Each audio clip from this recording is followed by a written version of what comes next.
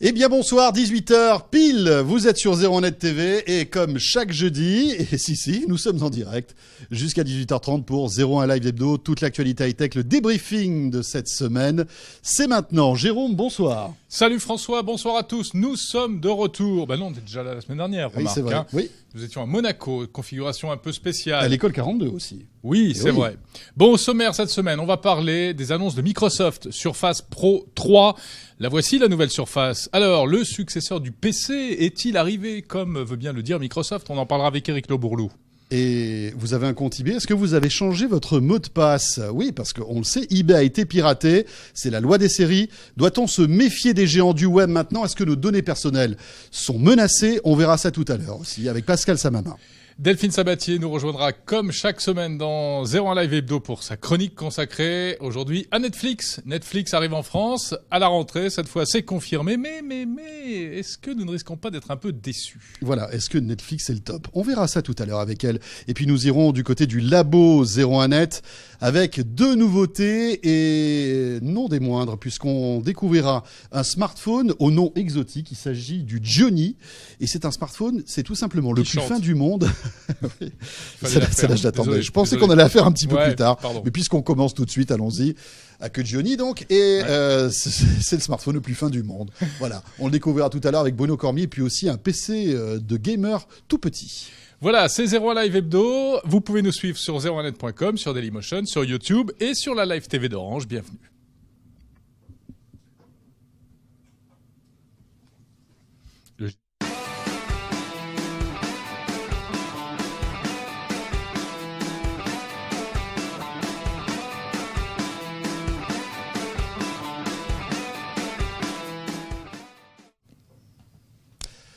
Nous y sommes donc. Merci d'être là.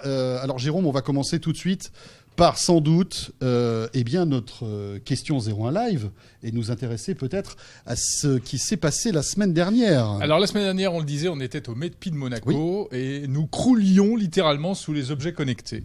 Plein de reportages à revoir sur 01net.com. Donc on vous avait posé la question, que pensez-vous des objets connectés ? Est-ce une vraie révolution? Eh bien, selon vous, à 64%, c'est une vraie avancée technologique. Pour 31% d'entre vous, c'est une simple mode. Autrement dit, ça va passer. Et pour 5%, il y a encore du boulot à faire. Je n'y comprends rien. Ouais, c'est pas terrible, ça. Hein. C'est vrai qu'il y a certainement beaucoup d'explications encore à donner au sujet des objets connectés. Avalanche d'objets connectés qu'on a pu découvrir au MEDPI à Monaco la semaine dernière. C'était passionnant.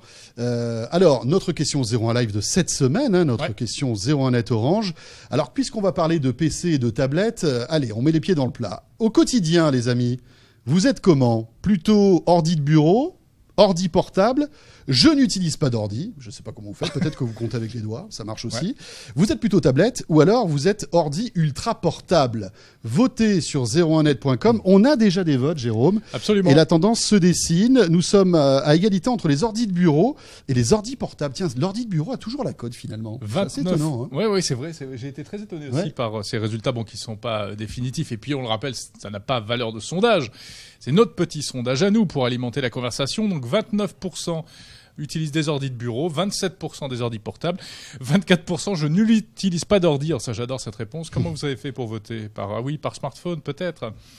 11% tablette et 9% seulement un ordi ultra portable, dont on va parler tout de suite. Très bien. Et vous avez vu, en plus, j'ai la commande sur l'écran que vous voyez. S'il s'affiche, je peux zoomer en temps réel. C'est beau quand même. Bérangère? Ouais, c'est possible ou pas? Non, de remettre sur l'écran? Regardez, hop là. Non, ça marche pas. Hop. Voilà. Vous avez vu? C'est beau quand même. Hein, c'est la technologie, les amis. C'est quand même assez impressionnant. Au moins, il y a ça qui marche. C'est le live, hein, que voulez-vous? Oui, c'est comme ça. Bon, on accueille maintenant Eric Le Bourlou qui est avec nous. Bonjour Eric. Bonjour. Eric Le Bourlou, journaliste à 01net.com. Alors on va revenir sur l'annonce Microsoft de cette semaine. Ça y est, la Surface Pro 3 est sortie. Elle est plus fine, elle est plus puissante et elle est en train de faire revivre le PC. Hein. C'est la résurrection du PC puisque les dirigeants de Microsoft et Satya Nadella en tête l'a dit, ce n'est pas une tablette, c'est un PC de cette Surface Pro. Donc on le disait, plus fine, plus puissante, à un tarif somme toute assez raisonnable puisqu'elle commence à 799 €. Qu'en penses-tu, Eric, de cette annonce Microsoft? Alors, plus fine, plus puissante et un peu plus grande aussi, parce que ce qui change par rapport à la Surface d'avant, 12 pouces. Oui, c'est une tablette 12 pouces. Alors le slogan de Microsoft, ce qu'ils veulent nous vendre, c'est la tablette qui en fait peut remplacer votre PC. Donc en fait, ce qui se passe, c'est que Microsoft n'a pas su n'a pas transformé l'essai avec ses premiers Surface. Ça, c'est le moins qu'on puisse dire. Hein. Le premier modèle, ça a été un vrai problème puisqu'il y avait deux versions différentes. Il y avait une qui tournait sous Windows RT, l'autre qui tournait sous Windows 8. Le second modèle qui est sorti il n'y a pas si longtemps. Il y a 8 mois. Voilà, il y a 8 mois. Bien là, c'était un modèle pro plus performant, etc. Et on a bien vu déjà que Microsoft se réorientait son produit. Et là, maintenant, avec ce nouveau modèle Surface Pro 3, donc, bien, c'est carrément, on retourne un petit peu effectivement à un appareil qui s'approche plus d'un PC ultra portable que d'une tablette, puisqu'il est effectivement assez puissant. On peut avoir différents processeurs dedans, mais c'est jusqu'à un Core i7. Voilà, c'est du Core i3, 5 ou 7. Donc exactement. C'est un écran plus grand, donc qui se rapprocherait plus d'un écran de MacBook Air 13 pouces. D'ailleurs, ils l'ont comparé au MacBook Air. Ils le comparent très clairement plutôt à un MacBook Air plutôt qu'à un iPad, par exemple, évidemment. Pourquoi ? Parce que, évidemment, ce qu'ils disent, c'est qu'avec une Surface, c'était déjà leur discours à l'époque du premier modèle, mais ce qu'ils disent, c'est que Surface, ça vous permet non seulement d'utiliser les fonctions d'une tablette, c'est-à-dire de consommer, de regarder des films, de lire des livres, mais aussi de faire de la production, c'est-à-dire d'écrire des textes, éventuellement de faire du montage vidéo, d'utiliser un PC que vous utiliseriez normalement comme un ordinateur classique que vous avez devant vous. Ce qu'on en pense, alors pour l'instant on l'a pas encore eu entre les mains, donc c'est difficile d'avoir une opinion certaine, mais il est déjà en précommande aux États-Unis. Voilà, on peut le précommander aux États-Unis, ça va arriver un tout petit peu plus tard en France. Ce qui est certain, en tout cas, c'est et Microsoft a bien vu qu'ils avaient fait des erreurs avec leur premier modèle et qu'ils ont quand même repensé beaucoup de choses. Ils ont repensé par exemple le fait que, alors il y avait un gros problème quand on utilisait Surface, c'était que l'écran, on ne pouvait pas, il était fixe si vous voulez, quand on dépliait le petit pied qui est derrière, l'écran était fixe, ce qui fait que c'était pas très facile, pas très pratique. On n'avait pas le bon angle de vision. Voilà, on n'avait pas le bon angle. Il aura fallu quand même 3 modèles pour trouver le bon angle. Là. Alors effectivement, le deuxième modèle c'était en fait une redite du premier avec des perfs un petit peu plus importantes. Là il y a quand même une évolution du design. Donc ça c'est très important parce que ça se rapproche du coup vraiment d'un PC portable. Là on n'a pas forcément tous envie d'avoir le même angle et c'est hyper important pour le confort d'utilisation. Et ils ont aussi changé un petit peu leur clavier, ce qui fait qu'on peut l'aimanter désormais à l'écran, ce qui fait qu'il est beaucoup plus facile. Moi c'est mon cas par exemple. Il est beaucoup plus stable et on peut notamment l'utiliser sur ses genoux, ce qui n'était pas le cas avec la Surface première du nom. Et c'est vrai que quand on est en déplacement, quand on bouge beaucoup avec son ordinateur, quand on est dans le métro, quand on est n'importe où, on a besoin de pouvoir le poser sur ses genoux. Et ça, c'est très important. Et a priori, ils ont corrigé ça. On attend de voir. On verra quand on l'aura en main si c'est effectivement le cas. Mais effectivement, en tout cas, potentiellement, ça peut être la Surface qui va enfin décoller, puisque on a un PC qui est pas qui peut être assez cher. Hein. La version la plus chère est quand même à quasiment 2000 €. Hein. Mais on prend 512 Go de RAM et un Core i7. Oui, voilà. Et c'est même plus cher du coup que le MacBook Air, si on compare. Le modèle de base est un peu moins cher que le MacBook Air. Effectivement, à comparaison de spec, c'est un peu plus cher que le MacBook Air, mais c'est aussi un peu plus puissant. C'est une meilleure résolution qu'un MacBook Air. Hein, puisqu'on a un écran qui est beaucoup mieux défini qu'un MacBook Air. On aura sans doute par contre une autonomie un peu plus faible que celle des MacBook Air actuels. Il faut dire que celle du MacBook Air est assez exceptionnelle. Elle est hors norme. Hein, c'est vrai. 12 heures. Exactement, mais alors après c'est aussi il se vend d'avoir. Il n'y a pas d'écran tactile sur le MacBook Air aussi. Il n'y a pas d'écran tactile et effectivement Surface est plus léger qu'un MacBook Air aujourd'hui. Donc ce produit, en fait, c'est assez étonnant quand même de voir que Microsoft fait évoluer un petit peu le concept de son produit. Ce qui est aussi étonnant de voir, c'est que ce produit il est présenté qu'en version Intel x86. Il n'y a pas de version ARM qui tournerait avec la version, on va dire, bridée Windows RT de Windows, qui ne permettait pas de faire tourner les anciennes applis. Et donc effectivement, ça montre que on a l'impression vraiment que Microsoft veut un vrai PC maintenant, montrer que ils savent faire des vrais PC. Ça s'est aussi vu dans la conférence, puisqu'on a vu notamment que Adobe a créé une version de Photoshop Donc parce que Surface optimisé avec le stylet pour les écrans tactiles. Pas de news de Windows RT. Hein, parce qu'on n'a pas l'impression que Microsoft est en train d'enterrer gentiment cette version de Windows qui était un peu bâtarde, excusez-moi du terme, mais qui n'a jamais vraiment décollé, non? Ouais, on a l'impression qu'ils sont en train effectivement de l'enterrer un petit peu. Alors il n'y a pas que Microsoft, je crois que les partenaires constructeurs ça fait un moment qu'ils l'ont enterré en fait. Hein. On l'ont déjà fait un petit peu pour eux avant, c'est-à-dire qu'il y a voilà, quand on parle avec les gens du labo de 01net, voilà, ils ont quasiment plus aucun produit sous Windows RT qui arrive aujourd'hui. C'est effectivement un échec pour Microsoft et aujourd'hui, maintenant il faut pousser Windows 8 à fond. Très bien, merci beaucoup Eric Le Bourlou. Eric Le Bourlou, donc de 01net. Eric, tu peux rester avec nous parce qu'on va parler d'un sujet aussi que tu maîtrises bien et que tu connais. J'imagine que tout comme moi, vous avez un compte eBay. Hein. Hier, j'étais un peu stressé quand même. Hein. J'ai vite. Tu m'as vu stressé. Il était tout rouge, il était là. Rouge, transpirant. Vite changer son mot de passe d'eBay. Et puis en plus, c'est eBay qui l'a annoncé. Hein. J'ai reçu ma petite notification sur l'appli 01net. Il fallait changer obligatoirement hier son mot de passe eBay. Alors, qu'est-ce qui s'est passé? Donc, intrusion dans les serveurs d'eBay. On parle de 144 millions de coordonnées dérobées. Rien du tout, quoi. Pascal Samama, y a-t-il des raisons de devenir tout rouge comme François? Alors déjà, maintenant, c'est 145 millions, à peu près. Donc oui, il y a des raisons de devenir tout rouge, évidemment, parce que ce qui a été volé, c'est quand même des... Imaginez, c'est comme si je perdais mes papiers et avec les clés de ma maison. Rien que ça. J'ai l'adresse, n'importe qui peut pénétrer. Donc ce que s'est fait voler eBay, c'est les adresses, c'est les coordonnées totales, les mots de passe cryptés. Et alors, plus près du micro, Pascal, s'il te plaît. Les mots de passe cryptés et heureusement, pas les coordonnées bancaires, pas les numéros de carte. Seulement la filiale d'eBay, c'est PayPal. Bien et là, sûr. tout le monde a la crainte que, au cas où les gens qui ont utilisé le même mot de passe, eBay et PayPal, ils ont des risques. Donc, ce qu'il faut faire, effectivement, c'est changer de mot de passe. Et je conseille même de le faire assez régulièrement, tous les 15 jours, tous les mois, pourquoi pas, pour ces comptes importants. Hein. Je ne parle pas de comptes... non, mais dès que ça touche à ses coordonnées, dès que ça touche à ses finances, commencer à avoir des habitudes de protection de ces données. Donc, changer de mot de passe et puis peut-être utiliser des générateurs de mots de passe sécurisés, cryptés, etc. Mais voilà, qui vont produire, qui vont inventer des mots de passe plus compliqués que ceux auxquels on penserait soi-même. Exactement. Pascal, cela dit, alors bon, voilà, hier j'étais tout rouge, effectivement, j'ai cédé la psychose comme tout le monde. Oui, ça va mieux, heureusement.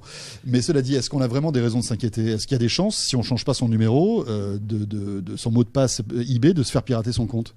Oui, bien sûr. À partir du moment où une personne a les coordonnées, le nom d'utilisateur, le login, le mot de passe, n'importe qui va se connecter à votre compte eBay. Le problème, c'est pas, je pense pas que les hackers vont se connecter à un compte eBay. Pourquoi faire? Ils ont des coordonnées, ils vont faire du phishing, comme ça s'est passé pour Orange récemment, comme ça s'est passé pour AOL il y a quelques semaines. Comme ça s'est passé. Donc ils vont pas s'immiscer dans notre compte eBay, mais se servir de ces données pour après essayer de nous arnaquer via notre adresse email. En quelques minutes, ils ont récupéré une base de données de 145 millions d'individus. C'est hallucinant. C'est bien protégé eBay, hein, bravo quand même. Hein. Félicitations, c'est pas mal.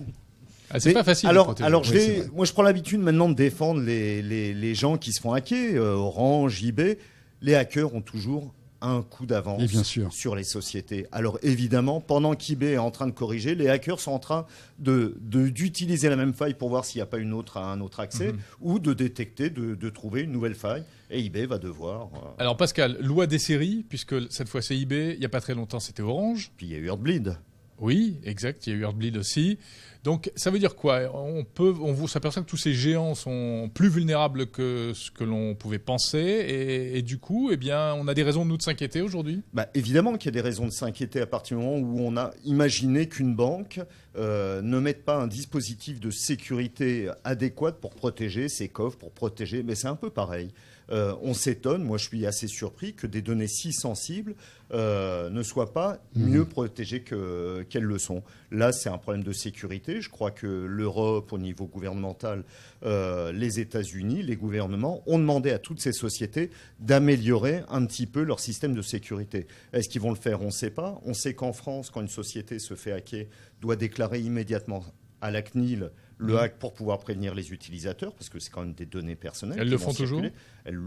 Orange le fait systématiquement. D'accord. Eric? Quelque chose à rajouter ou... Oui, bah écoutez, on peut effectivement dire que c'est moins grave que si ça avait été PayPal, comme l'a rappelé Pascal, mais effectivement, ce genre de hack, le problème c'est que ça va de toute façon se multiplier et que ça va, on peut s'attendre à avoir encore des on n'a pas cité le cas de Target aux États-Unis. Oui, le cas de Target. Alors là, oui, c'est un peu le Carrefour américain. Et Target, là, ils ont volé des coordonnées des numéros de carte bancaire. Les numéros de carte bancaire, c'est le hack le plus énorme qu'on ait connu ces derniers. C'est un braquage, là, c'est plus un hack. C'est un braquage énorme. Et en fait, ce genre de hack, alors là, c'était très compliqué à faire parce qu'ils ont dû s'introduire dans le réseau de Target, récupérer carrément physiquement certaines données dans les magasins. Ce genre de hack va se multiplier, c'est clair. Alors j'attends moi le jour où l'iTunes Music Store par exemple va se faire hacker. Ce qui pourrait arriver. Mais quel oiseau de mauvais augure. Non mais c'est déjà arrivé. Ils ont 600 millions de numéros de carte bancaire, voire bien plus. sûr. Non mais c'est déjà arrivé. En tout cas, les comptes iTunes ont déjà été piratés plusieurs fois. Les comptes iTunes, mais pas les numéros de carte bancaire. Pas les numéros de carte. Ça pourrait arriver un jour, et là ce serait absolument hallucinant. Alors évidemment, on espère pas que ça arrive, mais on a vu là récemment encore que là il y avait une faille dans iTunes qui permettait en fait de faire ce genre de choses. Donc ça pourrait arriver. Kiwi nous dit sur Twitter d'ailleurs, n'hésitez pas, vous le savez, vous avez pris l'habitude maintenant, on n'a même plus besoin de le dire, vous réagissez automatiquement. Le hashtag c'est 01live. Il nous dit l'Internet n'est pas sécurisé, c'est une passoire géante. Il a bien raison. Donc bien sûr. C'était mieux le Minitel. Voilà, le conseil de Pascal, changez régulièrement les mots de passe, sensibles. Merci messieurs. Merci à vous. Un petit tour rapide vers la question orange, François. Oui, alors là, tu me prends dépourvu, comme chaque semaine. Donc ça va arriver. Vous allez voir le temps que je remette à jour. Quel genre d'ordinateur utilisez-vous? Est-ce que vous êtes plutôt quotidien, ordi de bureau, ordi portable, ordi ultra portable, tablette ou bien pas d'ordi du tout? Eh bien aujourd'hui, donc 28% ordi portable, 26% ordi de bureau, ça baisse un petit peu. Je n'utilise pas d'ordi, 25%. Je pense que là, il y a des petits plaisantiens qui votent avec nous et qui jouent avec nous là. Tablette 12% et ordi ultra portable 9%. Voilà, on poursuit ce sondage. D'ailleurs, allez sur la page de 01net.com pour y participer. Et dans une seconde, c'est Delphine Sabatier avec sa chronique Zoom Actu.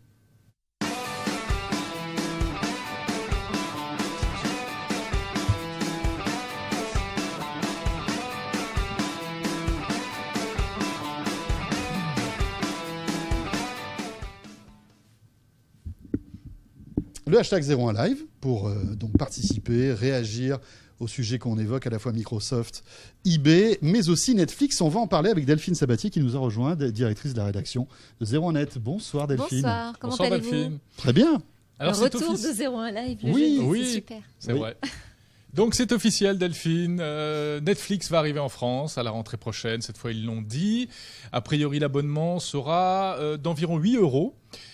Ça fait des mois qu'on attend Netflix. Nous sommes très impatients, nous, sérivores, fans de séries et de films. Mais est-ce que l'on ne risque pas d'être déçus à l'arrivée ? Disons qu'il y a des raisons de s'enthousiasmer, mais aussi quand même de modérer ses ardeurs. Alors Netflix, c'est un peu comme une super production hollywoodienne qu'on attend, qu'on rêve de voir. Sauf que le jour de l'arrivée en salle, finalement, il y a tellement d'espérance qu'on en sort déçu. Enfin, moi, ça me fait souvent ça au cinéma, je sais pas vous. Ah oui, tout à fait. Tout le monde dit ce film est génial, on va le voir. Ouais. Bof, d'accord.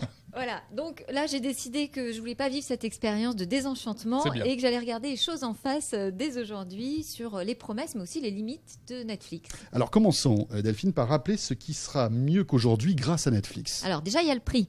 8 € quand même pour une offre illimitée de ciné et de séries TV, c'est pas mal, c'est vraiment bien joué de la part de Netflix.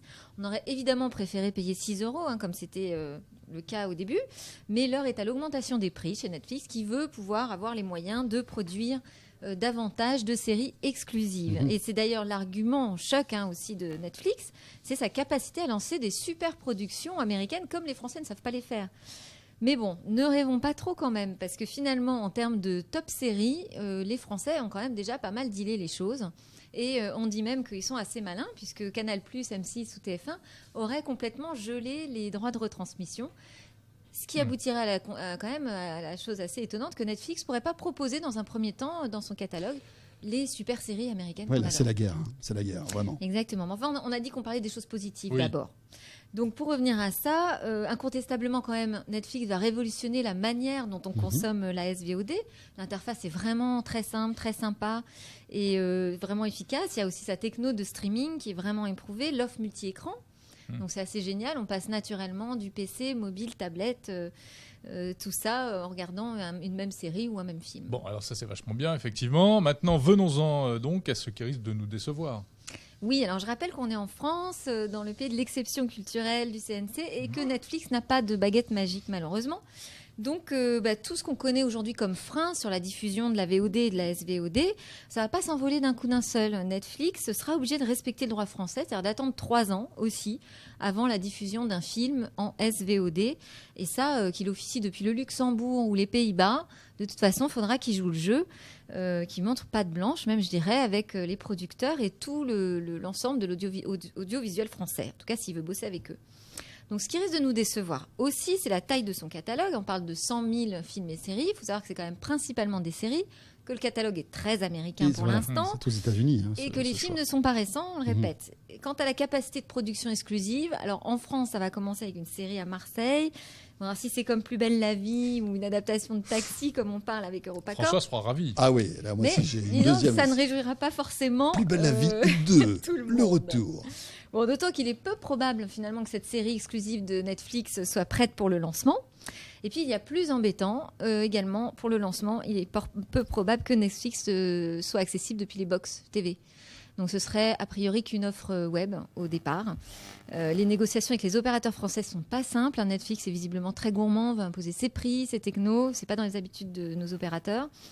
Et puis on imagine ce qui se passe si Netflix deal avec une seule box. Hein, ça va faire quand même pas mal de frustrés. Est-ce que je vais changer mon abonnement pour passer chez Netflix? Bon. Et il y a pire encore, c'est que Netflix est aussi une offre très gourmande en bande passante. Donc ça pourrait casser ce qu'on a l'habitude aujourd'hui de payer pour du triple play. On n'est pas sûr de garder ce prix unique. Finalement, est-ce qu'on doit se réjouir de l'arrivée de Netflix en France, Delphine? Oui, quand même. J'avoue que malgré toutes les réserves émises ici avant, Je crois qu'on a la première abonnée de Netflix là, sur notre gauche. Hein. Je pense que ça va le faire quand même. il faut reconnaître que de toute façon, l'arrivée d'un nouvel acteur, et en plus de cette Bien envergure sûr. dans le paysage audiovisuel français, ça va forcément améliorer la qualité et la quantité des offres vidéo en France. Donc ça, c'est génial. Ça va secouer le cocotier. Ça va aussi permettre, je pense, d'accélérer le raccourcissement de la chronologie des médias. Et puis, ça va permettre, même aux chaînes françaises, même si elles ont peur de Netflix, de pouvoir obtenir sans doute des assouplissements. Parce qu'aujourd'hui, la législation est très, très, très dure avec les chaînes télé. Donc, pour conclure, je dirais que Netflix fera des déçus, c'est certain, mais quand même un paquet d'heureux et puis même quelques gros fans. Avant de venir, j'ai vu sur Twitter le message d'un Américain qui disait « Attention, Netflix est une drogue dure ». Voilà, nous sommes prévenus.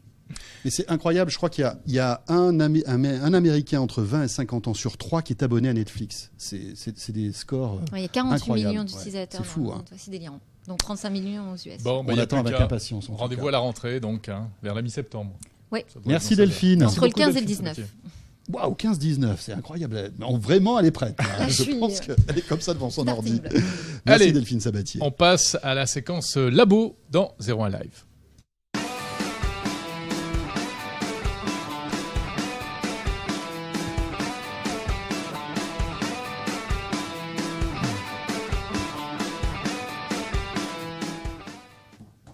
Et aujourd'hui, François, c'est pas nous qui allons au labo, c'est le labo qui vient à nous, c'est Oui, ça c'est ça. C'est notre petite coquetterie. En tout cas, sachez que nous sommes en direct sur 01net TV, il est 18h24. Et on débriefe, comme chaque jeudi soir, toute l'actualité high-tech. Bruno Cormier, notre inspecteur gadget, est là. Bonsoir François. Bonsoir Salut, Bruno. Bruno a 2 appareils aujourd'hui à nous présenter. Alors, il y en a un qui est un peu Attention, c'est du bizarre. lourd, hein, c'est du lourd. Il est un peu étrange, il est tout rond, mais on va commencer par le smartphone que Bruno a dégoté pour vous. C'est une exclue, Bruno. Les 2 appareils en fait sont des exclus en fait. Yeah. Bruno l'exclut, C'est on ça, va l'appeler 01 comme Live ça. Hebdo. Alors, on va commencer par le Gioni. Alors c'est le plus important effectivement puisqu'on est l'une des rares rédactions occidentales à l'avoir en fait. C'est un smartphone Alors, il faut qu'on purement le voit, donc il chinois. faut bien le montrer à la caméra de Florian qui est juste là. Voilà. C'est un smartphone conçu, pensé, fabriqué en Chine, 100% chinois, Bon, alors ça, c'est pas nouveau, qui sera vendu uniquement en Asie. d'accord? Donc c'est pas pour nous. Donc c'est pas pour nous. On pourra l'acheter en import. J'ai déjà vu qu'il était en vente à 350 € en import sur un revendeur en ligne. Oui, parce qu'il y a pas mal de sites qui importent en fait des produits, voilà, comme ça, qui viennent de Chine. Alors celui-ci, bon, parce que des smartphones chinois, alors c'est pas nouveau. Il y en a plein. Exactement. Qu'est-ce qui est nouveau? C'est que celui-là, c'est le luxe total. C'est pas du tout un smartphone comme on a l'habitude d'en voir, enfin de moins en moins, faut dire. En Chine, oui, des trucs en plastique mal finis. Les matériaux sont magnifiques, 2 plaques de verre, un squelette en aluminium. C'est le plus fin du monde. Ah voilà. oui. Donc il fait que tu as entre les mains le smartphone le plus fin du monde. Voilà, 5,5 mm d'épaisseur. C'est ultra fin et la finition est juste parfaite, quoi. Tiens, on n'a pas trouvé de défaut de finition. Qu'est-ce que vous avez sous la main? Oh là là, ça c'est pas sympa ce que tu fais. Un iPhone. Ouais, Florian, qui est notre caméraman, a aussi un autre téléphone. Alors, est-ce que Bruno, qui a 3 mains, rappelons-le, il a cette particularité, c'est un surhumain. Voilà. Hein. Alors, on peut le comparer au Huawei P7 là, qui vient juste de sortir. Oui, voilà. Qui était déjà le plus fin au moment de la conférence de presse. Qui fait 6 mm, je crois. Ah oui, on voit que ton Johnny est plus fin. Hein. Voilà, largement. C'est incroyable ça. Mais alors attends, plus fin d'accord, mais qu'est-ce que ça donne au niveau autonomie? Il n'y a pas, on va dire, un revers de la médaille? Alors, attendez, moi j'ai une question en plus, c'est que feriez-vous qui ne la pose sur Twitter? Ouais. Et il faut la poser. Est-ce que ce Johnny va allumer le feu? Oh. Voilà. Alors, on avait plein de calembours. Hein. Ouais. On va vous les enchaîner. Non. Yes. On s'était dit qu'on n'allait pas les faire, mais là ça y est, les OCDC sont partis, les amis, c'est terminé. Donc alors l'autonomie, on parlait de l'autonomie. Alors voilà, attention. L'autonomie, dès que, en fait, il a un écran 5,5 pouces, donc un très grand écran AMOLED. Donc c'est la technologie de Samsung. L'écran est magnifique, les couleurs sont magnifiques, tout l'avantage de l'AMOLED et tout ça. Le seul problème, c'est qu'il consomme beaucoup d'énergie et qu'on a trouvé une autonomie de 6 heures avec l'écran allumé. Et ça, c'est plutôt mauvais. Oui, si on le compare par exemple. En revanche, il a une autonomie interminable en veille. Quand son écran est éteint et quand il est en conversation vocale, c'est quasiment impossible de le... C'est super pour les gens qui n'utilisent pas leur téléphone, ils auront celui qui dure le plus longtemps. Exactement. C'est bien. Et côté appareil photo, parce qu'aujourd'hui c'est quand même un critère de choix important, il fait de belles photos? Il fait des photos magnifiques. Il a un capteur 13 mégapixels Sony Exmor R, donc le toute dernière génération de Sony. Celui qu'on retrouve dans le Z2. Voilà. Honnêtement, au niveau photo, il est largement comparable au Galaxy S5. Pas mal. Sony Z2. Il a des couleurs très belles. Très fin, le piqué est excellent, les détails sont tous restitués. C'est très très bon. En vidéo, c'est un peu moins bon, c'est un peu plus saccadé. À mon avis, c'est un problème logiciel qu'il va falloir régler un peu plus tard. Voilà, donc pour l'instant, le seul défaut de ce smartphone, c'est son autonomie en fait. D'accord, le seul défaut. Non, oui, voilà, parce qu'il n'y a pas vraiment d'autres défauts. Peut-être que, alors, son interface, alors tout le design de l'appareil qui est vraiment extrêmement travaillé, on peut le retrouver aussi dans l'interface du smartphone qui est très similaire à celle d'un certain concurrent californien. J'adore, c'est très bien dit. Voilà. On parle pas du tout d'Apple. Pour rester diplomatique. Voilà. C'est vrai que ça lui ressemble vachement. Voilà, donc on va parler carrément de flat design. On parle, donc c'est très joli, c'est paramétrable à souhait, c'est très beau, c'est très ergonomique, très pratique à utiliser. Le gestionnaire de tâches. Le gestionnaire de tâches, voilà, le gestionnaire de tâches, c'est tout à fait. D'accord. C'est tout à fait Apple, quoi. Au niveau puissance brute, pour tous les geeks qui nous regardent, on se retrouve avec un processeur dernière génération, etc. Alors le processeur, c'est un peu mitigé, c'est-à-dire que c'est un 8 cœurs. C'est le fameux 8 cœurs qu'on a déjà retrouvé chez Wiko notamment. Alors c'est 8 cœurs Cortex A7, c'est des petits cœurs qui sont censés consommer très peu d'énergie, mais ils sont 8. Cœur, ouais. Oui. Mais qui bat fort, bien sûr. Avec une puce graphique assez performante. Cela dit, c'est pas le meilleur processeur du marché, loin de là. Il est 4G? Il est pas 4G. Mais attendez, Bruno, non mais sortez dehors. Bruno, sortez de ce studio. Vous nous présentez aujourd'hui, nous sommes en mai 2014, un smartphone qui n'est pas 4G.